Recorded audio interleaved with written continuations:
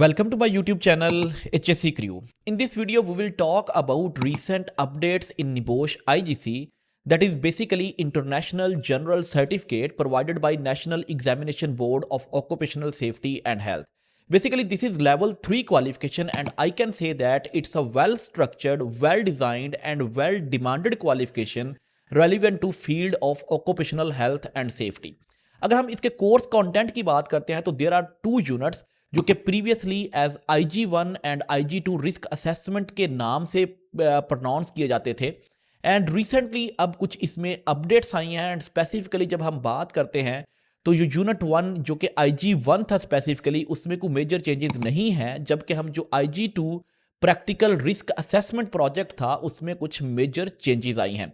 तो इस वीडियो में हम देखेंगे कि क्या चेंजेस आई हैं और उनको हम किस तरह से टैकल करके फर्स्ट अटेम्प्ट में अपना IG1 और IG2 को कंप्लीट कर सकते हैं। So before moving onward, there is a disclaimer that this particular video is just for learning and awareness purpose. This is not going to replace any official NIBOSH guidelines or assessment requirements. And if you need detailed information about this, you can visit NIBOSH website or you can contact your registered learning partner for that updated information. So moving on, what are the changes in 2026 specifically for unit 1 and unit 2? तो सबसे पहले हम बात करेंगे previously known as IG1 or NG1. NG1 basically for National General Certificate and IG1 for International General Certificate. So what are the major changes now? The name is changed as GIC1 and GNC1 specifically. और अगर हम बात करते हैं unit 1 में changes की तो I can say that only इसको रीनेम ही किया गया है, रिमेनिंग सारी चीजें उसी तरह से हैं जैसे प्रीवियस पैटर्न के ऊपर थी। So moving on, it will continue as 24 hour scenario based assessment, जिसमें आपको एक सिनारियो बेस्ड क्वेश्चन पेपर दिया जाता है। 24 आवर्स का टाइम आपके पास अवेलेबल होता है। यूजुअली यूके टाइम के 9 AM पे ये पेपर स्टार्ट होता है और नेक्स्ट डे हमने 9 AM से पहले इसको सबमिट करना होता है डेफिनेटली। सो अगेन आपको एक सिनारियो प्रोवाइड किया जाएगा और उस सिनारियो में से आपको 7, 8 या 9 टास्क प्रोवाइड किए जाएंगे and there will be total 100 marks and same passing marks as previous 45 out of 100 will be required for passing of your unit IG1 or now it's pronounced as GNC1 or GIC1 specifically for NIBOSH General Certificate and International General Certificate. National General Certificate and International General Certificates, there is a difference. अगर कोई बंदा UK में रह के NIBOSH की ये qualification attempt करता है तो उसको नेशनल जनरल सर्टिफिकेट बोलते हैं, और अगर आउट ऑफ यूके मतलब remaining rest of the world में कहीं से भी कोई अटेम्प्ट करता है तो इसे हम इंटरनेशनल जनरल सर्टिफिकेट बोलते हैं। So moving on, submission by online NIBOSH assessment platform. तो अगेन हमें एक लॉगिन पोर्टल मिलता है जब हम रजिस्ट्रेशन करवाते हैं, उसी से ही हम पेपर डाउनलोड करते हैं and with in 24 hours solve करके पेपर को दोबारा PDF फॉर्मेट में वहां दोबारा री अपलोड कर देते हैं। तो इसकी बाकी सारी चीज़ें सेम रही हैं, जस्ट नेम जो था वो IG1 और NG1 से GIC1 या GNC1 चेंज किया गया है। मूविंग ऑन फॉर यूनिट 2, जिसे हम प्रैक्टिकल प्रोजेक्ट भी कहते हैं, रिस्क असेसमेंट भी कहते हैं, that was previously known as IG2 और NG2 specifically. So it's again renamed as GIC2 and GNC2 specifically. So submission by online NIBOSH assessment platform. So previously क्या होता था कि आप अपनी रिस्क असेसमेंट रिपोर्ट या प्रैक्टिकल प्रोजेक्ट कंप्लीट करते थे, PDF में उसको कन्वर्ट करते थे एंड आफ्टर दैट आप लर्निंग पार्टनर के गिवन ईमेल ID के ऊपर उसको ईमेल कर देते थे एंड जो हमारे पास लर्निंग पार्टनर होता था, रजिस्टर्ड लर्निंग पार्टनर, वो आपकी रिस्क असेसमेंट्स या IG2 प्रैक्टिकल प्रोजेक्ट जो था उसको NIBOSH को सबमिट करता था। लेकिन अब ये पैटर्न चेंज हो गया। अब सेम जैसे आप IG1 जो प्रीवियसली मतलब कि हमारे पास open book exam OBE exam था, जो कि अभी GIC1 के तौर पे रीनेम किया गया है, उसको पोर्टल से डाउनलोड करते हैं, पोर्टल पे अपलोड करते हैं। अगेन जो हमारे पास GIC2 प्रैक्टिकल प्रोजेक्ट होगा इसको भी हम जो है पोर्टल के ऊपर अपलोड करेंगे। अब हम इसको लर्निंग पार्टनर को ईमेल नहीं करेंगे। अब major change in the submission process of IG2 risk assessment specifically known as GIC2. So deadline will be 10 working days after GIC1 और GNC1. तो जब आपका पहला ओपन बुक एग्जाम खत्म होगा उसके विद इन 10 वर्किंग डेज, अब वर्किंग डेज यूके के हिसाब से 5 days इन अ वीक होते हैं, तो इसका मतलब यह है कि हमें 2 weeks अवेलेबल होंगे for the submission of your GIC2 practical project or risk assessment. Moving on, marking will be done on the point based marking system. So previously क्या होता था, met and not met वाली regime को follow किया जाता था. There were total 18 point, और अगर उनमें से कोई एक पॉइंट भी मिस होता था तो आपकी रिपोर्ट जो है नॉट मेट होकर रेफर हो जाती थी. लेकिन अब क्या है कि अब जिस तरह से आपको IG1 या हम जैसे कि पहले जो ओपन बुक एग्जाम में से आपको मार्क्स अवार्ड किए जाते हैं, इसी तरह से आपको IG2 में भी मार्क्स अवार्ड किए जाएंगे. So the passing marks will be 60 over 100. It means that 60% will be the passing marks. जब ओपन बुक एग्जाम की बात करते हैं तो उसके 45 पासिंग मार्क्स हैं, जबकि हम जो प्रैक्टिकल प्रोजेक्ट है जो कि GIC2 है उसकी बात करेंगे तो 60% पासिंग मार्क्स जो है उसमें रिक्वायर्ड होंगे. Moving on, result will be given in 60 working days from GIC1. Specifically जो आपका ओपन बुक एग्जाम होगा, एग्जाम डेट से 60 वर्किंग डेज में. प्रीवियसली ये टाइम स्पैन जो था ये हमारे पास 50 वर्किंग डेज का था, अब इसको इंक्रीज करके मतलब 2 weeks फर्दर ऐड हो गए, तो राउंड अबाउट आफ्टर 3 months आपको इसका रिजल्ट जो है वो अवेलेबल होगा जब आप पेपर अटेम्प्ट करेंगे with the new pattern. Implemented from 4 March 2026 exam, जो अपकमिंग 4 March वाला एग्जाम आ रहा है उससे ये इंप्लीमेंट हो जाएगा. उससे प्रीवियसली ओल्ड पैटर्न के ऊपर डेफिनेटली एग्जाम चल रहे थे. एंड प्रीवियसली रजिस्टर्ड कैंडिडेट्स अगर किसी की IG2 रेफर हो जाती है जो प्रीवियस पैटर्न के ऊपर है, टिल 6 August 2026 तक उसको कंप्लीट कर लेंगे, अदरवाइज उनको न्यू पैटर्न के ऊपर शिफ्ट करना होगा. So these are the major changes. अगर हम specifically on the bullet points बात कर लें कि जो प्रैक्टिकल प्रोजेक्ट है उसका name change that is GIC2 हो गया है, और उसके बाद वो एक अब हमारे पास पोर्टल पे सबमिट होगी. अब पासिंग मार्क्स अवार्ड किए जाएंगे, 60% will be the passing marks. ये सारी न्यू चेंजेस है as per new NEBOSH international general certificate और निबोश नेशनल जर्नल सर्टिफिकेट्स की अपडेट्स के according in 2026 and will be implemented from 4 March of 2026 examination.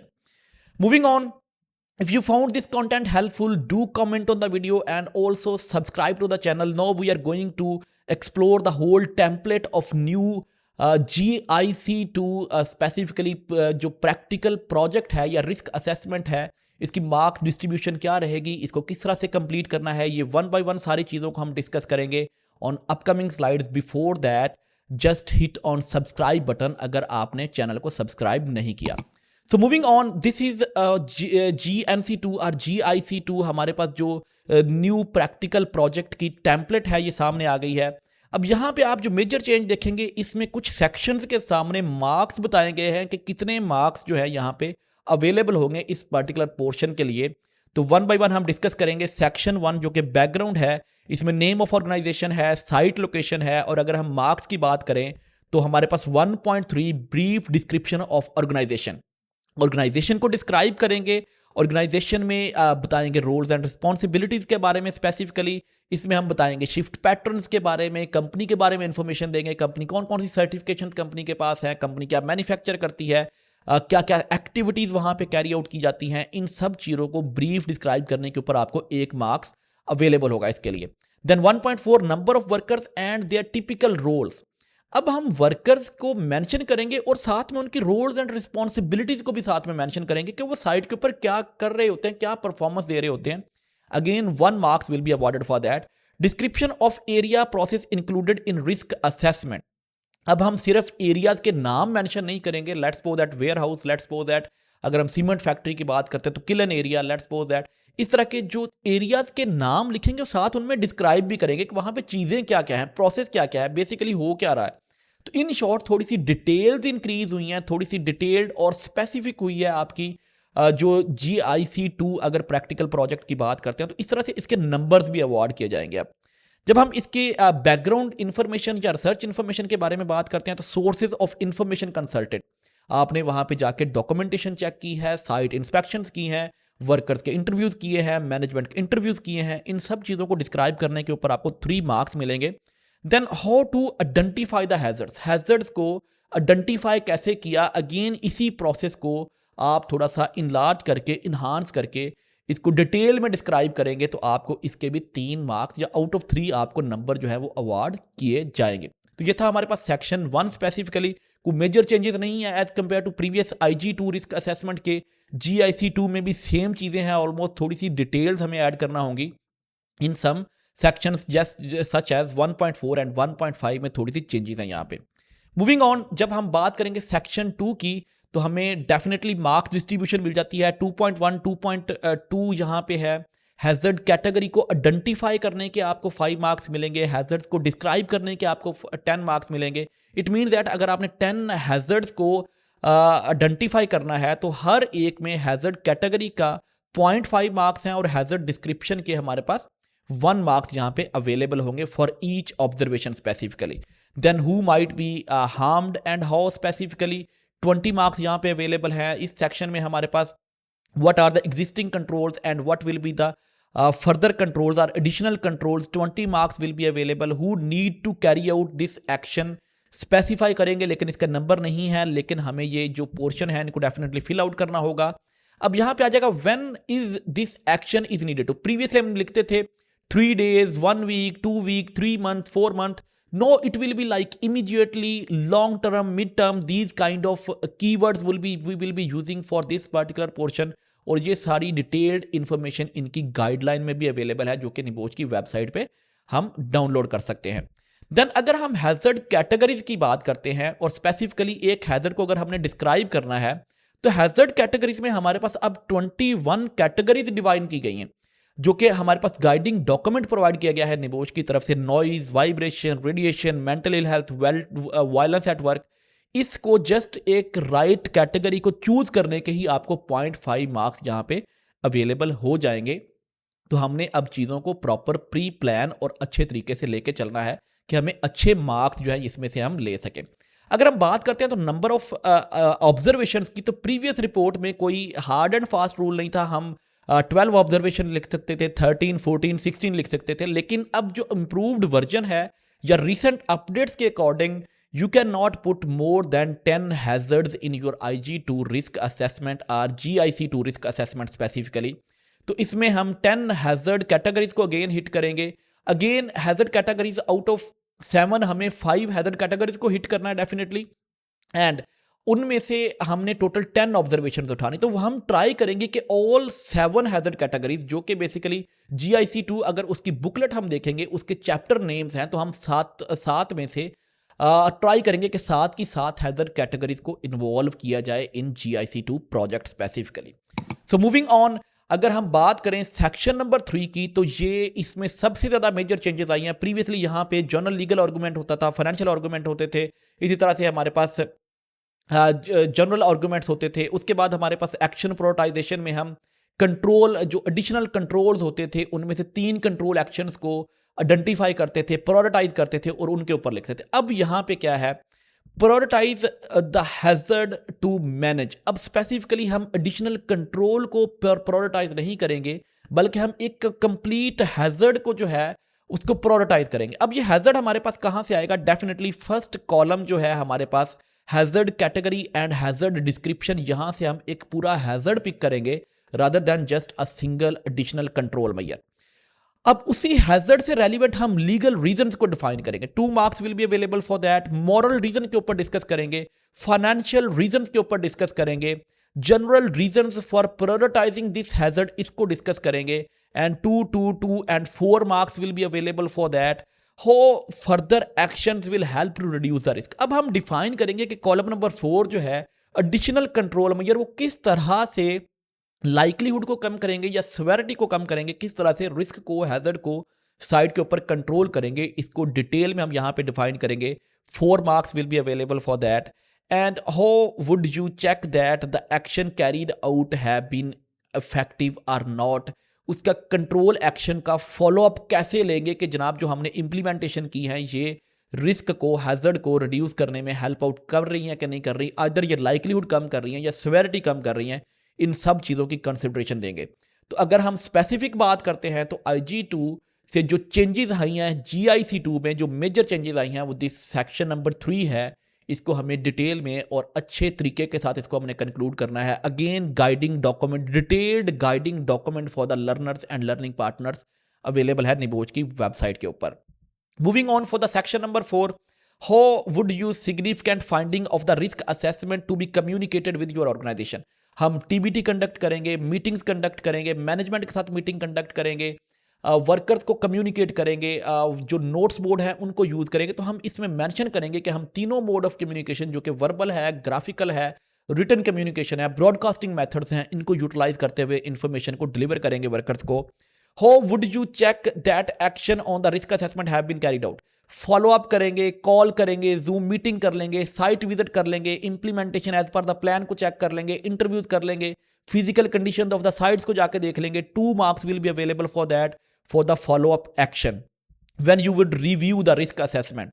periodically 1 साल के बाद रिस्क असेसमेंट को रिव्यू करेंगे। कोई मेजर इंसिडेंट हो गया, कोई मेजर एक्सीडेंट हो गया, कोई मेजर टेक्निकल चेंज आ गई, कुछ मेजर डिज़ाइन चेंज हम लेकर आ गए, न्यू टेक्नोलॉजी इंट्रोड्यूस कर दी, नई मैनेजमेंट आ गई, इन सब केसेस में हम रिस्क असेसमेंट को रिव्यू एंड अपडेट करेंगे। इस चीज़ को लिखने के आपको 1 नंबर मिल जाएगा।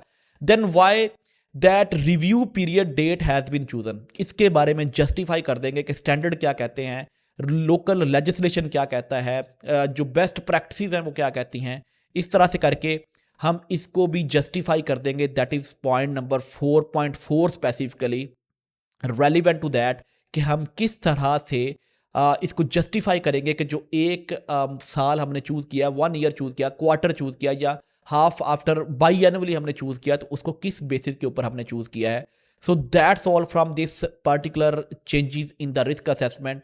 If you need further information or detailed guidance about GIC2 risk assessment, तो ये हमारे पास जनरल इंस्ट्रक्शंस जो हैं for the guidance for and information for learners and learning partners, ये अवेलेबल है निबोश की वेबसाइट के ऊपर। इसको हम सेक्शन बाय सेक्शन आप गो थ्रू कर सकते हैं और डिटेल्ड इंफॉर्मेशन ले सकते हैं relevant to recent and new updates in your risk assessment GIC2 project specifically. Moving on, that's all from the video. If you found this content helpful, do comment on the video and also subscribe to the channel. Thank you very much once again for watching this video.